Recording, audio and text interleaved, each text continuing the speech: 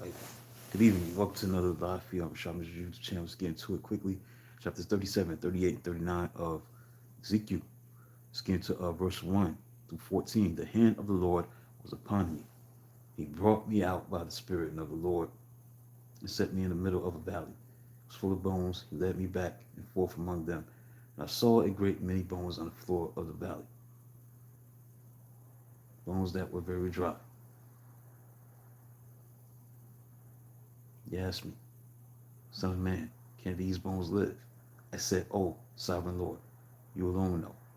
Then he said to me, Prophesy to these bones, and say to them, Dry bones, hear the word of the Lord. This is what the sovereign Lord says to these bones. I will make breath unto you, and you will come to life. I will attach tendons to you, make flesh come upon you, and cover you with skin. I will put breath in you, and you will come to life. Then you will know that I am the Lord. So I prophesied as I was commanded. I was prophesying. There was a noise, a rattling sound. The bones came together, bone to bone. I looked, and tendons and flesh appeared on them, and skin covered them. But there was no breath in them. Then he said to me, Prophesy to the breath. Prophesy, son of man. Say to it, This is what the sovereign Lord says. I'll come from the four winds, O breath, O breathe in a breath, O breath, breathe into these slain, that they may live. So I prophesied as he commanded me, and breath into them. They came to life and stood up on their feet, a vast army. And he said to me, Son of man, these bones are the whole house of Israel. Let's say, Oh, our bones are dried up. Our hope is gone. We are cut off. Therefore prophesy and say, This is what the sovereign Lord says. O my people, I am going to open your graves and bring you up from them, or bring you back to the land of Israel. Then you, my people, will know that I am your Lord. I am the Lord. And when I open your graves and bring you up from them, I will put my spirit in you, and you will live, and I will settle you in your own land. And you will know that I, the Lord, have spoken, and I have done it, declares the Lord. Let's break this down. Hand of the Lord, bones. By the Holy Spirit, Ezekiel sees in a vision a valley full of bones. The bones represent the whole house of Israel, i.e. both Israel and Judah is exile, whose hope had died when they were dispersed among foreigners. God instructed Ezekiel to prophesy to the bones. The bones were there, then raised to life in two stages: a political restoration to the land, spiritual restoration to faith. This vision was given to ensure that the exiles, that they would be restored by God's power, and again became a living community, promising in spite of their seemingly hopeless circumstances. The time between these two stages is not given. The earth entered life. That means Israel's restoration to life is reminding us of the creation of man. It's recorded in Genesis chapter 2, verse 7, where Adam was first formed physically, after which God gave him the breath of life. In like manner, dead Israel will first be restored physically. Then God will give them his breath of his life, breath of life. The land of Israel, that means the vision of the revived bones will be fulfilled at the time of the Israel's restoration, not only physically but also spiritually. This restoration was initially fulfilled in Cyrus's time, will be fully realized only when God gathers the Israelites to their land in the end time. And a great spiritual awakening occurs when many Jews will believe in, accept Jesus Christ as their Messiah before he returns to establish his kingdom. Verse 16 to 23, Son of man, take a stick of wood and write on it, belongs to Judah and the Israelites associated with him. Then take another stick of wood and write on it, the firm stick belonging to Joseph and all the house of Israel associated with him. Join them together into one stick so that they will become one in your hand. And the countrymen ask you, won't you tell us what you mean by this? Say to them, This is what the sovereign Lord says. And I'm going to take the stick of Joseph. It's just in Ephraim's hand, of the Israelite tribes associated with him, and join it to Judah's stick, making them a single stick of wood. They will become one in one hand. So hold before their eyes the sticks you have written on, and say to them, This is what the sovereign Lord says. I will take the Israelites out of the nations where they have gone. I will gather them from all around, bring them back into their own land. I will make them one nation in the land on the mountains of Israel. There will be one king over all of them, and they will never again be two nations or be divided into two kingdoms. They will no longer defile themselves with their idols and vile images or with any of their offenses. So, for I will save them from all their sinful backsliding. And I will cleanse them That will be my people, and I will be their God. Take a stick. Take a stick of wood. After Solomon's death, God's people were divided to two kingdoms. One called Judah, the other called Israel. Or sometimes Ephraim. God now promises that the two kingdoms be reunited as one king, with one king to rule over them. Servant David. The coming Messiah is called David because he will be the son of David, the fulfillment of David's covenant. He would cleanse Israel. People would receive forgiveness and obey God's law. These advancements would become effective through his death on the cross, ministry of the Holy Spirit. Chapter 38. Now, this chapter is dealing with Gog, Magog. Now, this is the chapter Ezekiel describes coalition of nations that will make a final assault on Israel. The people's restoration to their homeland, to destroy the nations and possess the land. The leader of this nation is named Gog. In the end, however, the invading nations will not succeed. They will be defeated by God himself. Verse 2, so the man set your face against Gog, of the land of Magog, the chief priest, prince of Meshech and Tubal, prophesied against him. God was the king of the land of Magog, chief ruler over Meshech and Tubal. In Genesis chapter 10, verse 10, Magog and Meshech and Tubal are the names of the sons of Japheth. Thus, the future battle described here will be led by a descendant of Japheth. Gog may also be a name symbolizing even opposition to God. These countries are probably located to the far east of Israel. They will be they will be joined by armies from the east and south. The time of this battle is difficult to establish but most is likely is not identical with the battle of Gog and Magog in Revelation chapter 20, verse 7 to 9, which will occur at the end of the millennium.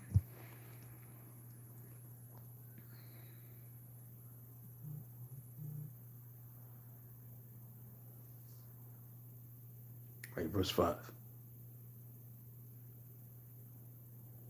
Persia, Cush, and Put will be with them all with shields and helmets. Persia, Cush, and Put. These countries are allies of God's armies. Persia, Cush, Ethiopia, Put, Libya, and of some other North African country. Gomer, people north of the Black Sea, Beth, Togarmah, Armenia.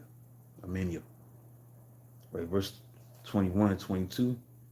I will summon a sword against Gog on all my mountains, and declares the sovereign Lord, every man's sword will be against his brother. I will execute judgment upon him with plague and bloodshed, pour down torrents of rain, hailstones, and burning sulfur on him, on his troops, on the many nations with him. Every man's sword. God will confuse the invading army so that some nations will turn against their allies. He will also directly destroy the armies by earthquakes, disease, and other catastrophic events. Now we're going to break down chapter 39. This chapter is dealing with the reiteration of God's judgment against Gog and portrays the title annihilation of Israel's enemy. It emphasizes God's miraculous intervention on behalf of his people. Verse 6, I will send fire on Magog, on those who live in safety in the coastlands, and they will know that I am the Lord. While destroying the armies of the invading evil nations, the Lord will manifest his glory so that everyone will know that he is known as Lord. Finally, chapter 39, verse 9. We're going to end it. Then those who live in the towns of Israel go out and use the weapons for fuel and burn them up, and the small and large shields, the bows and arrows, the war clubs and spears for 7 years, they will use them for fuel. Now, the 7 years is dealing with a literal 7 years, or maybe a symbolic number signifying the completeness of the enemy's destruction. In other case, the message of this chapter is clear. God's people will ultimately be victorious, and all evil and suffering will be abolished. All right, so I'll be in chapter 40, 41, and 42 on Thursday. 43. Right, that's it for tonight. With that, let's quickly get into the March Madness book, 1947 Holy Cross. Though normally football schools, Texas and Oklahoma, provided more than fair share of excitement on the hardwood at the 1947 NCAA tournament, The Sooners blew a 14-point lead against Oregon State in their opener, but held on for the 56-54 victory. The Longhorns, on the other hand, had to come from behind in their opener against Wyoming to keep their 24-1 season alive. The Cowboys had a chance to put the game away, a 40-39 lead, but chose instead to run out the clock, a move that backfired as Texas guard Slater Martin hit a shot in his closing seconds. University of Texas 42-40 win had set up an even more exciting game against Oklahoma for the following day. The Sooners trailed 54-53 late in the game until Ken Pryor, seldom used backup, hit a half-court shot with just 10 seconds to go. 10 seconds left. So the shot catapulted the Sooners into the championship game, where they ran into perhaps the most improbable champion of all time. When Alvin "Doggy" Julian became the head coach at Holy Cross College in 1945, the Crusaders looked to be the most unlikely team ever to have a winning season, much less make an NCAA tournament. Julian, who had originally been hired as a football coach, was taken over after Albert Rappel went 11-22 over the previous 3 seasons. In fact, the heavily academic school hadn't won 10 games in a season in 20 years. Be up to the oddly named come to lure recruits to a place that I had little interest in basketball. Basketball was absolutely nothing in New England. George Cafton, one of Julian's first commitments. When you drove around New England, you never saw a basketball hoop. They would never see an arena because Holy Cross had to play its home games 40 minutes away at the Boston Garden. The court in the converted barn that they used as a practice facility wasn't even regulation size. When recruits would come to look at the facility, Julian would suggest they grab a meal instead. And for the incoming players, however, everything seemed great. It's not like today when the kids expect everything on a golden platter. We had nothing. That's the way it was. Captain laughed. And we didn't have anything better, so we didn't really know. So 1946-1947 campaign didn't get off to a great start. The Crusaders dropped 3 of their first 7 games. Then out of nowhere, the team started winning and kept winning. Players started rubbing Doggy's nose for good luck before the games. For whatever reason, it worked. By the time Crusaders reached the next NCAA tournament, their winning streak had reached to 20 games. So it appeared that their luck had run out because when they faced Navy, a team that just lost 1 game all year, Red Cross was losing 23-15 before 35 0 in the second quarter. And looking for a swing in momentum, the team's comeback came from an unlikely hero. Not one of his star players to spend his energy on defense. Navy coach Ben Carnival instructed Kenny Shugart to guard Dave Maloney instead of Captain. Maloney was rarely a threat to Shugart for the Crusaders, but the overlooked sophomore took advantage of Shugart's lackadaisical effort, leading Holy Cross to a 29-27 halftime lead. By the end of the game, he had tallied 18 points and 55-47 victory. Next point would be the City College of New York City. City College of New York, coached by Nate Hallman, had seen Holy Cross. And Hallman assumed Malane was their go-to player as he prepared for the second round matchup. But he put his top defender on him, a mistake that allowed Malane's teams to feast on the weaker CCNY defenders. This lack of scouting knowledge was typical of the era for Holy Cross, which usually got scouting reports from cab drivers on the way to the arena. It was a matter of pure luck. It wasn't like today with the television, the internet, Facebook, and all these things, iPads, Blackberries, and Raspberries, and other berries. We didn't have any of that stuff. Hallman's plan initially worked as the Beavers held Holy Cross without a field goal for nearly 8 minutes to start the game, cruised out to a 23-14 lead in the second quarter, but with CCNY's best defender Maloney, it was only a matter of time before captain the team's real star began to pick apart the defense. A 13-0 run was done by Holy Cross, and by the end of the first half, captain had tallied 19 points. Ironically, it was Maloney's hook shot that gave the Crusaders a 27-25 lead at halftime. So the game was tied at 38-38 in the second half, but Holy Cross solely pulled away to set up a title game with Oklahoma.